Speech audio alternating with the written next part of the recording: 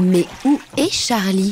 Ah, le rameur des glaces. L'Everest, Le pôle Nord, l'Amazonie, les mers du Sud, Plus de 11 000 km parcourus. le Cap Horn, l'Afghanistan. le pôle Sud. Charles Eddrich a réussi son pari. Un aller-retour non-stop de l'Atlantique à la rame. Où est Charlie? Aujourd'hui, nous sommes sur le Gangkhar Pansum, donc dans le royaume du Bhoutan. Salut Charles. Bonjour, Charles Eddrich. Salut Charles. Ça va, tout va bien? en pleine forme. Donc, ce sommet a comme caractéristique d'être le plus haut sommet du monde, n'ayant jamais été gravi par l'homme. Alors l'histoire, comme souvent, c'est un concours de circonstances. 7550 mètres, royaume du Bhoutan, donc à la frontière tibétaine. Alors dans un premier temps, l'étranger, le voyageur ne pouvait pas aller au Bhoutan. Après, ça a été un petit peu ouvert.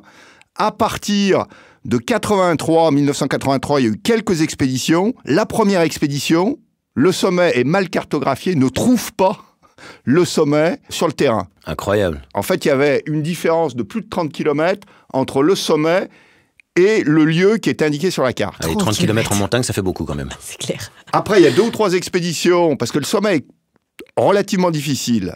La dernière expédition, ce sont des Japonais qui arrivent à avoir un permis depuis le Tibet, mais quand le roi du Bhoutan apprend ça, il fait tout pour faire en sorte d'annuler le permis. Et il y arrive parce que la frontière est mal définie. Alors, il faut quand même préciser que pour les Bhoutanais, la montagne est occupée par les dieux et que du coup, on la gravit pas trop. Ah bah à On la l'époque, gravit c'était pas du autorisé. tout d'ailleurs. Ouais. À l'époque, justement, c'était quand même... Ils autorisaient des permis. Il y avait des permis. Il y avait des expéditions officielles sur tous les sommets du Bhoutan. Et puis alors, justement, depuis 2003, interdiction totale de pratiquer l'alpinisme au Bhoutan. Ah, ça n'existait, c'était possible avant 2003, c'est marrant. Ça a été possible pendant 20 ans. C'est-à-dire qu'on fait semblant de croire que ce sont les dieux du bouddhisme qui ne veulent pas qu'on gravisse Parce qu'ils ont ces déménagé. montagnes. C'est pour ça, Elodie, ils ont déménagé et ils viennent d'arriver il n'y a pas si longtemps que ça. Donc Mais en tu les 2003, déranges pas tu parce que Voilà. Après, il y a une raison écologique qui est mise en avant. Et puis, il y a une troisième raison. Aujourd'hui, ça devient un atout commercial. Parce que c'est le seul pays au monde où l'alpiniste, on va dire, n'est pas autorisé.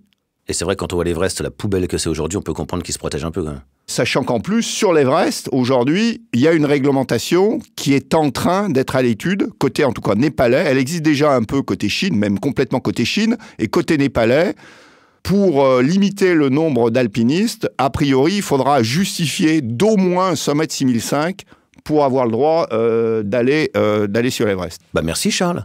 Merci beaucoup. Merci beaucoup, c'est un plaisir. Mais où est Charlie? Réponse la semaine prochaine. Retrouvez le podcast sur novaplanet.com.